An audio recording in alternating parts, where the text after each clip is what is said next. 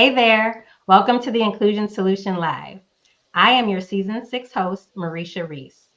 This season is From MEpower to MEpower, BIPOC Leadership Conversations. I am so happy to have you here on this journey with me. In case you missed it, this season we're talking about some of the unique challenges BIPOC leaders face, especially in dominant group spaces, and how they use their innate power to thrive. I am so excited to welcome my guest today, Mary-Frances Winters, founder and president of the Winters Group. Welcome back to the show, Mary-Frances. Thank you very much. It's great to be here with you, Mareisha. Thank you. I am not the president anymore. I am You the are chief executive not. officer. Still So getting as used of January, for our listeners, Mareisha became president of the Winters Group. And sometimes we get it wrong because to it's get it so new. confused. But congratulations, Mareisha. You are doing a fabulous job. And I am so proud of you, proud to call you my daughter, my business partner, and my friend. And thank you for having me. Thank you, Mary-Frances. I wanted to do a little introduction, how we usually like to start with our I ams at the Winters Group to highlight our intersecting identities. And I'm going to ask all my guests this season to start that way. And I'm going to model it first. And then, Mary-Frances, I invite you to do the same. I am a Black, cisgender, able bodied woman, a Zennial. That means I'm at the cusp of a millennial and Generation X, an introvert. So, not quite sure how you all got me on this podcast. I am a wife, a daughter, a sister, and a dog mom. Mary-Frances, I invite you to also share your I ams with our listeners. Sure. Thank you, Mareisha. I am a Black, cisgendered, heterosexual woman. I am a baby boomer. I am an entrepreneur. I am an author. And of course, I am a mother. I'm a dog grandmother. I'm an avid traveler, and I am all things equity and justice. Thank you. So, you ready to get into it, Mary-Frances? I think so. So, first, I just wanted to know if you could share a little of your story about how you got to where you are today. Well, how much time do you have? Well, they told me only about 30 to 40 minutes for this podcast. Oh, okay. So And you it's want a you bridge. want the truncated version. Okay. Exactly. All right. So I think I have always been acclimated towards equity and justice. Some of you who are listening have probably heard this story more than once because it is my story. It's my origin story about how I got started in this work. When I was in kindergarten, there were only two Black children in the class, myself and my friend, my other friend, girlfriend. We were the only two. And one day, a little kindergartner called us the N word. And we didn't know really what that meant because our families didn't like use that language in our household. But we knew it was mean because he said it in a mean way. So we started crying. Keep in mind, we're 5 years old. And then the teacher came over and asked us why we were crying. And we told her why. And then she called, Billy was his name. She called Billy over and she told him that his red hair was ugly and his freckles were too. I'm not sure that a child psychologist would have said that was the way Billy should have been handled. However, Billy started crying as well. So I felt better than now he's crying too. But that was the first time that I knew I was different and that my difference would make a difference. And think about it again, as a 5-year-old. So you don't really have the capacity to understand that. But what I've learned over the years is that many people have had that early childhood story. So I think I became an activist right at that point because I was thinking, this is not right. And then through high school, my high school guidance counselor told me that going to the University of Rochester was too lofty a goal for me, even after I was accepted to the University of Rochester. And then at the University of Rochester, which was in the late 60s, early 70s, the heyday of the civil rights movement, we took over the administration building because there were, racist comments that were made, by the administration. And there were just all sorts of things that were happening at the university. So I was very much active with my protest signs, and we painted there was a big rock in the middle of what we call the quad, and we painted it red, black, and green, the colors of liberation.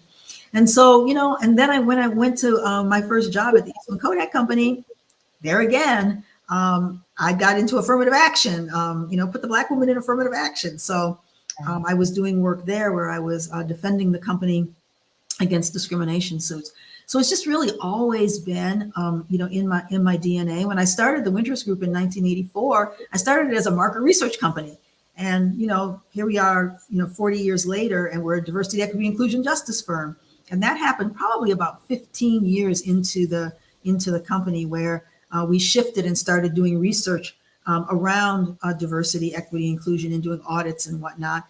And then we added on, the training and education and the strategy work. So I guess it's just kind of always been in my DNA since Billy called me the N-word. Well, thank you, Billy, but also not thank you, Billy, right? So he got you in this, but that was not nice of Billy.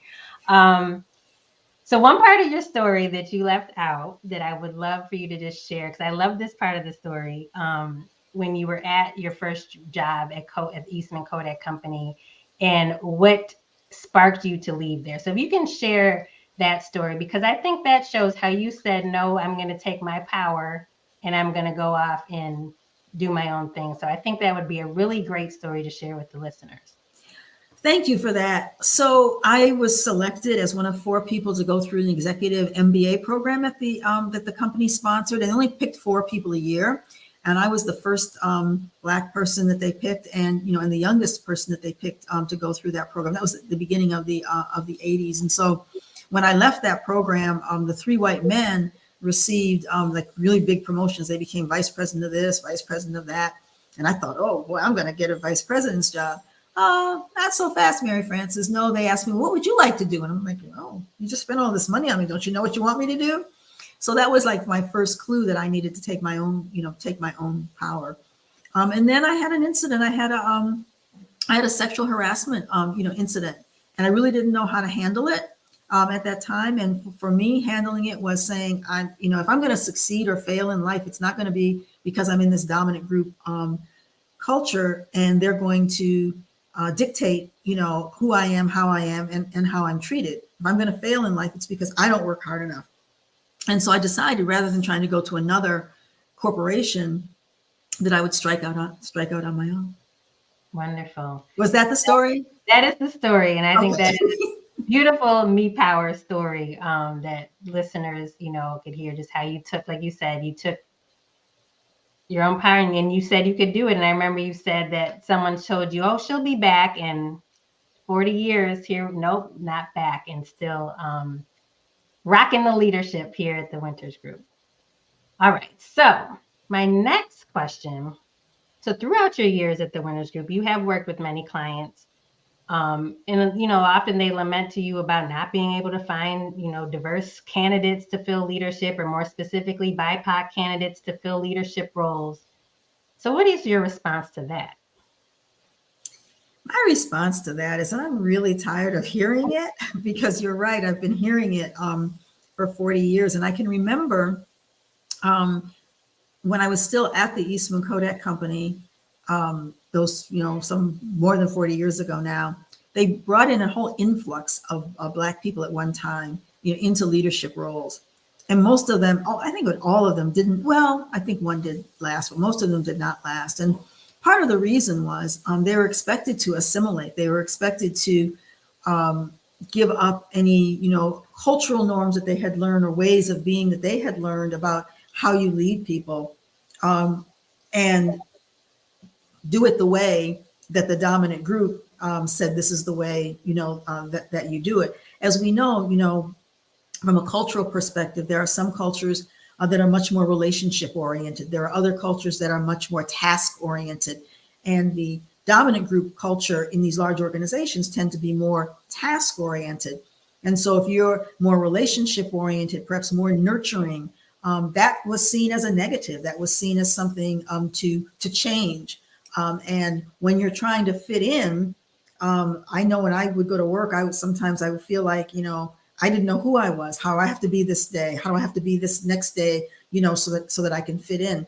So I was spending so much time figuring out how to fit in that I wasn't spending the time I should have been spending on how can I innovate for the company? How can I, do my job better? I was focused on, am I saying it right? Am I doing it right? Am I walking the right way? I even had somebody tell me that I should straighten my hair. I had a short afro at the time, and he came into my office, a colleague, not a boss, And he said, will your hair grow? And I said, I looked, startled and shocked. I said, well, yes. He said, well, you ought to let it, and walked out. So those are and so you feel like you don't belong. And so Right. how do you develop your leadership skills? How do you hone those if you're not really sure what's going to be accepted? Right, exactly. So, what do you think organizations need to do to help set, BIPOC leaders up for success? What I know that we talk, we often at the Winters Group, we do training, we do inclusive leader training, but it's still, you hear this, you're still not seeing numbers change necessarily at the top. So, what do you think is they're missing or that's not, working and that they need to start doing to help set BIPOC leaders up for success? I think they first need to practice what we're preaching now in organizations, to bring your full self to work. We say that, but I don't think we really mean it. It's like, bring your full self, as long as your full self, is just like me, right? And so I think we first have to acknowledge that diverse leadership styles, even women leadership styles are said to be different than men's leadership styles. That doesn't mean that they're wrong. So there are different ways to lead. Asians are often not picked for leadership because they're seen as very methodical and very technical, and not and not very people oriented. So I think the first thing is to abandon this notion that there is one type of leadership. And I think secondly is to understand more what some of the cultural differences are. Studies show that many BIPOC groups, Black, Indigenous, people of color groups, tend to be more relationship oriented, tend to be more collectivist in their way of thinking rather than individualistic. And so understanding and recognizing that, and how can I nurture somebody to be the best leader that they can be, and while still maintaining, who they are? How much flexibility can we have, in approach and in style? If we have processes, don't get me wrong, we all need processes, we all need procedures, we all need, rules to run an organization. But how rigid are those rules, and how do you recognize when someone is coming at something from a different perspective, not your perspective? And you can ask yourself, oh, this is different from the way I would do it, but is this okay?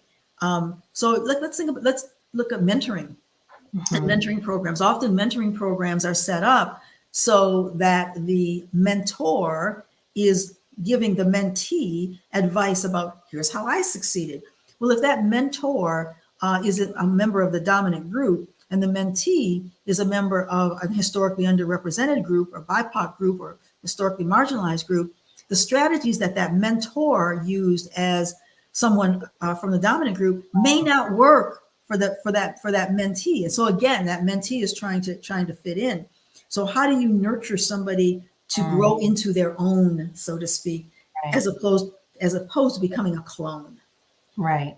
And part of that is you said it already too, but without that mentor that may be of the dominant group learning more about the culture of the mentee, then those relationships may never be, not they never be successful, but they may not lead to what we want. And like you're saying, it's going to lead to more of the assimilation. Do you think that dominant group, I'll just stay with the mentor analogy here, but mentor, like they maybe shy away from that because they don't know, and they shy away from mentoring BIPOC employees because they might be afraid of messing up or not knowing the culture well enough? Well, yeah, and there is some research that shows that, in fact, BIPOC women, I don't know so much as about men, but this research showed women actually do not get selected as mentees as often. So they don't have as much opportunity to be mentored, good or bad, the mentoring, but they don't even get the opportunity to have a mentor. So yeah, I think that, and I'm not sure if there's research that shows why that is, but we can surmise that it's easier to mentor somebody who looks like you, who culturally identifies more with you than somebody who, might be quite different. Right. Thank you for that. So my next question for you, Mary-Frances, is what are some strategies that you can maybe recommend for BIPOC professionals to kind of protect their peace in some of these spaces, these not dominant group spaces, especially as they navigate their way to leadership? We know it's challenging. We know there's microaggressions. We know, right, the biases. And to your point, so that may further make them want to assimilate, fit in, not, I don't want to stand out because I'm just, it's too hard, it's too fatiguing. You wrote the book, Black Fatigue. It's too fatiguing, right, to do all of this. So what are some strategies that you might suggest to help them, just protect their peace as they work their way to the top? So the first one is going to sound like, okay, everybody says this, but self-awareness. I mean, really being self-aware about what your triggers are, being self-aware about what your dreams are, what your values are, what you will not compromise on, and letting that show, letting that, be a part of who you are and how you show up. And being able to being brave enough to get into the brave space where you're able to articulate that, to people who are managing you. This is how I like to work. This is the way that I'm going to be able to do my best work. These are the values, and so letting that be known instead of keeping that hidden. I think sometimes we tend to try to get along and just fit in. If those who are familiar with the intercultural development inventory, minimization on that curve means that we minimize our differences, we minimize who we are so that we can fit in. So my first strategy would be, don't minimize, who you are, and we're going to our Empowerment Institute that starts in May. We're going to talk about that. We're going to talk about how not to minimize yourself and how to be able to show the strength, that you have. So the first strategy would be that self-awareness. And then once you have that self-awareness, to have the courage to come as your full self. Because I do think in the end, it may be difficult, at the beginning, but I think that your colleagues and leaders will respect you more when they know where you're coming from. They know where you stand, right? And particularly when you bring a strength, a talent that is, that is required. When I think about diversity, and I think about my analogy of the orchestra, right? The violin is not being asked to be something other than a violin, right? And the bass is not being asked to be something other. And so, who are you, right? And make it known, and so that that people know who you are. Think about the great leaders who've come before us, and I'm thinking now about Barack Obama, and think about how he knew who he was. You could even tell in his walk, right? And he wasn't going to back away.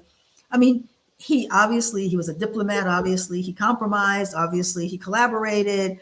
But you knew who he was, and you knew where he stood. And I could also say that same thing about his wife, Michelle, right? You knew exactly what they were. This is not hard. This is hard. I'm sorry. This is very hard. It is very hard to do. And you mentioned you're an introvert. People have different, sort of natural ways. But even as an introvert, you can be a great leader. You don't have to be somebody who is always front and center, to be a great leader. So I think that self-awareness is really key. And then secondly, always coming as yourself, not code shifting. Yeah.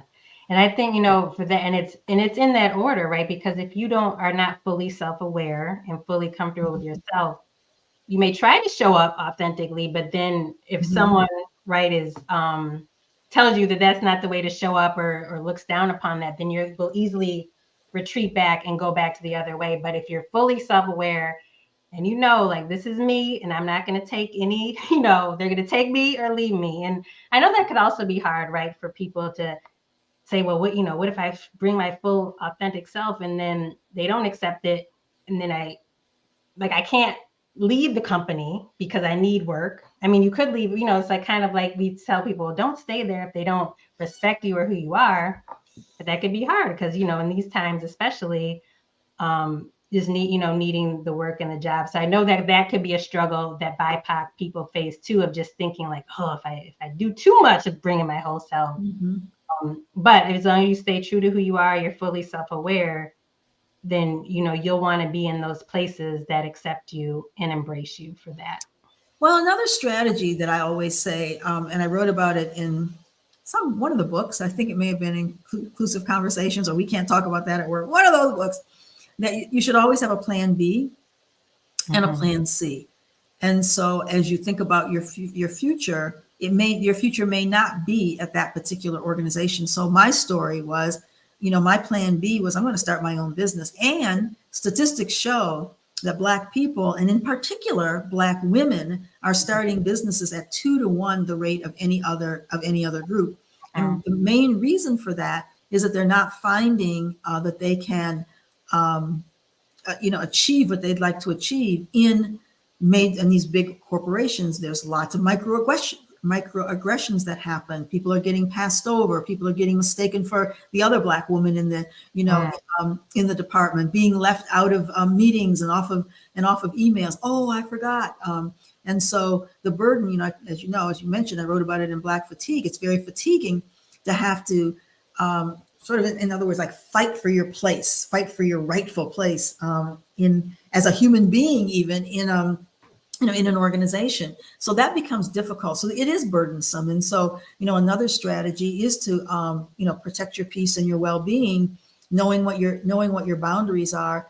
I came up as a baby boomer. I came up in a world, the workaholics, right? And you were judged by how hard you worked, and you were rewarded by how hard you worked. And people would say things like, "I haven't had a vacation in 5 years." And that would be a badge of honor, right? Look at me. I don't need a vacation. Well, we know that's not the way to be, because it's not good for your mental health. It's not good for your physical health either. And so I think setting those boundaries and not feeling guilty. I will admit to myself, I still wrestle with that, because for the 40 years that you're running this business, it's always about thinking about the business and making sure that the business is going to be okay. And to shut that off is hard to do. It's really, really hard to do. And I think we have to, step out on faith sometimes, that, if we leave an organization, if one, the one door closes, another door is going to open. But because if you're always true to yourself and always confident that you have value, and the value may not be recognized or understood or valued in this organization, then don't stay, but have that plan B. Yeah, thank you. So I shared earlier, we're talking about MEpower, and then if folks didn't listen to our trailer, they may not know, like, what do we mean MEpower? And Mary-Frances, you actually coined that term for us here at the Winters Group. You were like, I'm sick of this empower. It needs to be MEpower. So are you willing to share kind of how you came to that and how you define MEpower? For years and years, I would hear people talk about, we're empowering employees, right? We're empowered, you're empowered. And it just always kind of bothered me, because that M part would suggest that somebody else has to give you that power. So it is still somebody else controlling you, right? Because I'm going to give it to you, right? So I'm empowering you. So who has the power? And I never said anything for a long time, about it, but it just really, really bothered me. And then I did something for one of our clients a number of years ago where I first introduced it. And it came to me one night in the middle of the night to turn the EM into ME. And so the idea is, what it really means is that you already have the power, and nobody has to give it to you. You have a power in a lot of areas of your life. You have the power to choose, where you want to work. You have the power to choose how you're going to show up, whether you're going to contribute in a particular meeting. You have that power. You have a lot of power. Even if you don't have positional power, you don't have manager, director, vice president next to your name, you still have a lot of power. You can control how you respond. So there's a microaggression that happens. How are you going to respond? You're going to call it out right then and there? Are you going to wait? Right? You have a lot of power, And again, our Empowerment Institute is going to really explore all of the ways that we already have power. And what we're going to be in the Empowerment Institute encouraging people to do is to claim it and to own it and to use it for good. Thank you, Mary-Frances.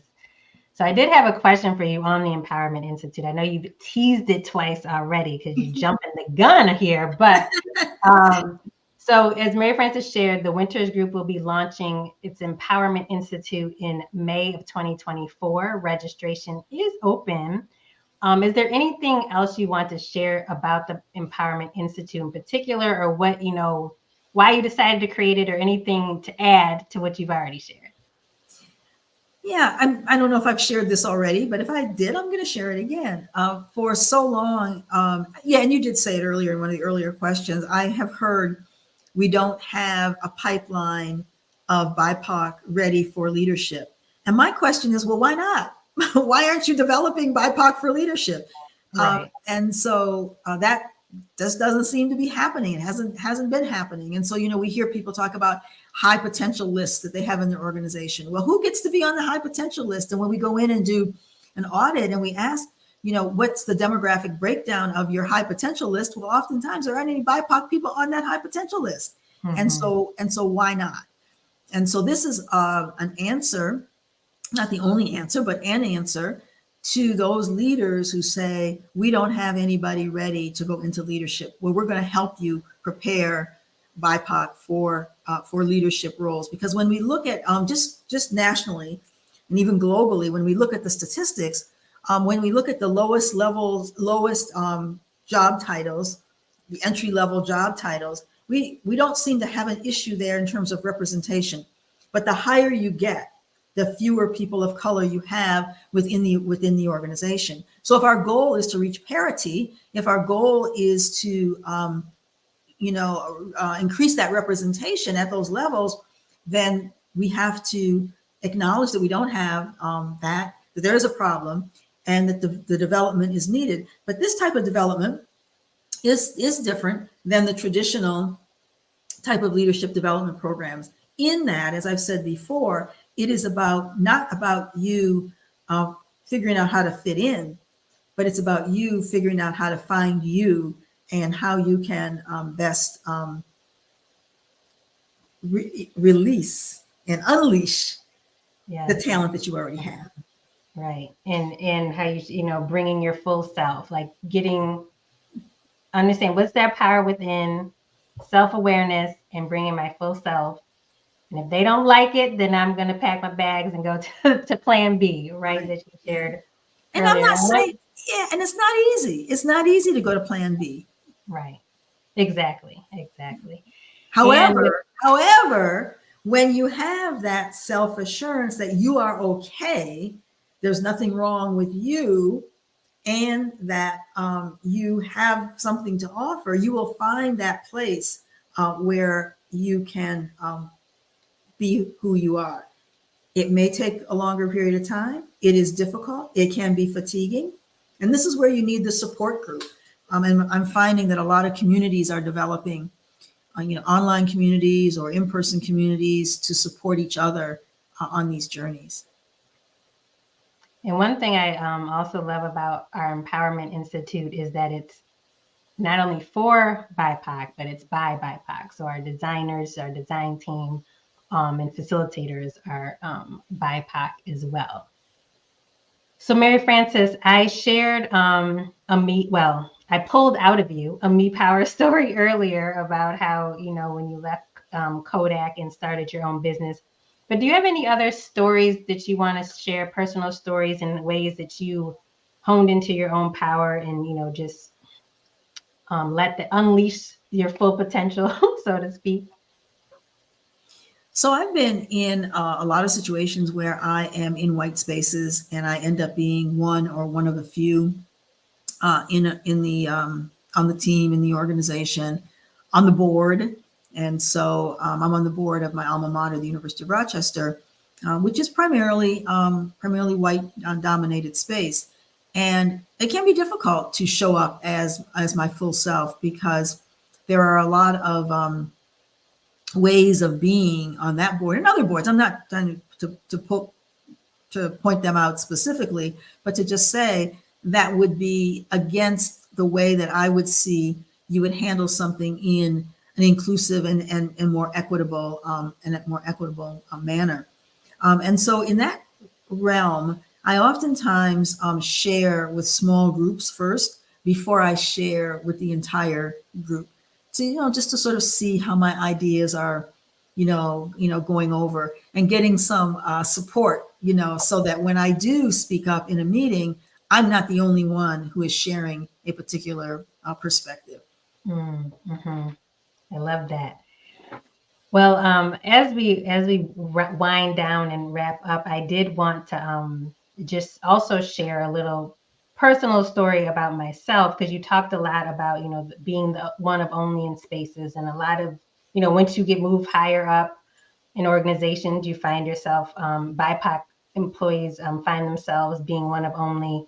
So I just want to say that I truly wish that the Winters Group Empowerment Institute was around when I was many, many years ago worked for a large defense contractor, and often found myself as one of only, didn't see many that looked like me even in leadership in those positions. I was, working as an engineer, and, just kind of helping to navigate those spaces, and helping to just allow me to really see who I truly am and my full potential. So I am truly excited about the Empowerment Institute. I think it's going to be wonderful.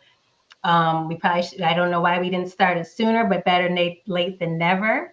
And so very much looking forward to that. So Mary-Frances, in closing, is there anything else that you want to share? I might not have asked that one question. You were like, Mareisha, you were supposed to ask me this, or something that you were just waiting to say. So is there anything else that you want to share before we wrap up today?